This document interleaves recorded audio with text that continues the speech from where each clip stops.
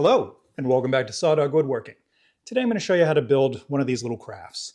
I've been building these because I have signed up as a vendor for our local Summerfest.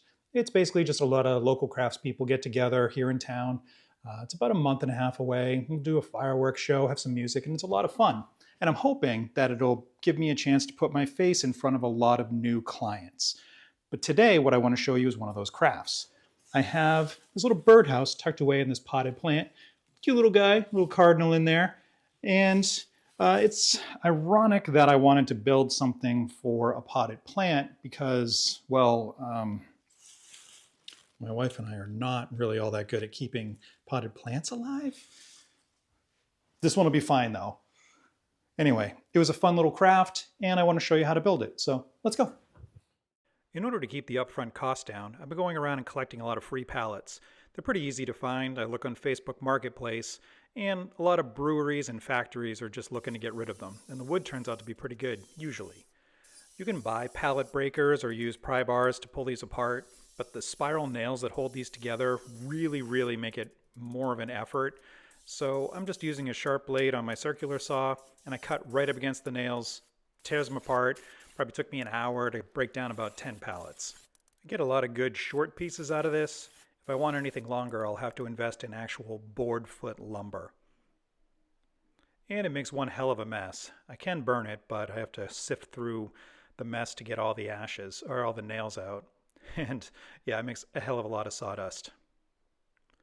If you want to pause here, these are the measurements that we're going to be using for our little birdhouse.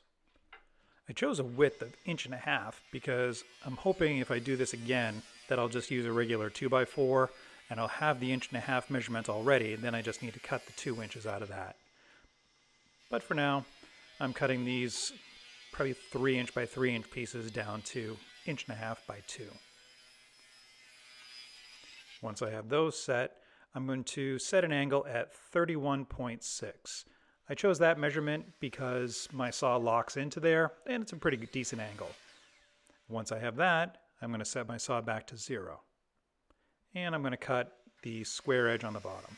I have a stop block there so I can make all the pieces exact. I end up making about 50 of these because, as I said, I'm going to be mass producing these and selling these at Summerfest. And I just keep that up until I had 50.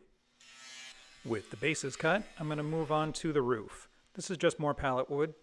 I'm going to square up one edge with the table saw, and then once I have those edges square, I'll move on to cutting them to their full width. This is 2.5 inches. Then I'm going to cut these down again to 2.5 inches, so it'll be a 2.5 by 2.5 inch square. I'm lucky enough to have a joiner, so I'm going to take one of the flat edges and just make sure that is completely square. A lot of this had cupped a bit, so I just want to get that to be perfectly square so when I do run it through the table saw one more time, I will be getting a nice even thickness for my 1/4 inch. My blade is not tall enough and my saw is not powerful enough to make this in one smooth cut. So I will cut halfway through the board, I'll flip it over, and then I'll cut through the other side. This gives me a 1/4 inch thickness for the rooftop. Once this is all done, I'll take this back over to my chop saw and I'll cut these to 2.5 inch by 2.5 inch squares. The lighting on this sucks. It's like divinity is shining down to watch me drill holes.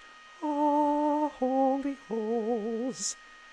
This is a 5/8 inch Forstner bit that I am drilling a 1/2 inch deep for where the bird is going to sit. Then I switch it over to an 1/8 inch brad point bit. This is just below the larger hole. This is going to hold the perch. This is going a 1/4 inch deep. I made this little jig. The angle is 58.4 degrees. The angle of our roof is 31.6, so when put together, this will hold us at 90 degrees. And this will allow me to drill a 3/16 hole 1/4 inch deep, so this will hold the little post that will eventually go into the plant. After that, it's just painting everything. Do buy good paint. I cheaped out and bought this $2.98 garbage. I went through 2 cans of it to paint all these pieces, and ended up having to buy a can of good paint and go over all of that again. This paint sucked, so get good paint. I decided to put these little birds in these. I thought it would kind of spruce them up a little bit. I had to drill a hole in the top, as you'll see, in order to get the birds to angle in just right, and then I'm going to hot glue their tail inside that hole. If you don't want to do a bird, you can just leave this as an empty birdhouse, or you may find other birds that fit differently. Drill the hole accordingly, I guess is my best advice. So I went through and I hot glued all 50 of these in place. While all the hot glue sets, I'm going to put some wood glue into my silicone tray. I'm going to dab each of the perches into that, and that will help secure it to the birdhouse itself. The little dowels I'm using are just cut up bamboo skewers that you would use for shish kebab.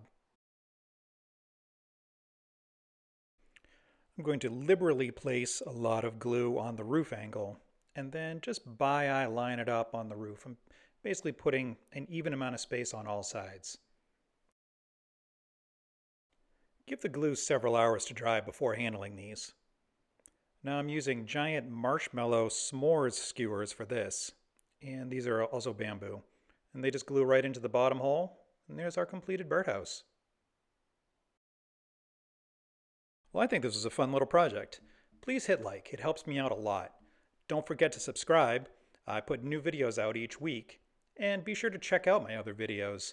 There's a lot of great projects out there. Until then, thanks again for watching, and I'll see you next time.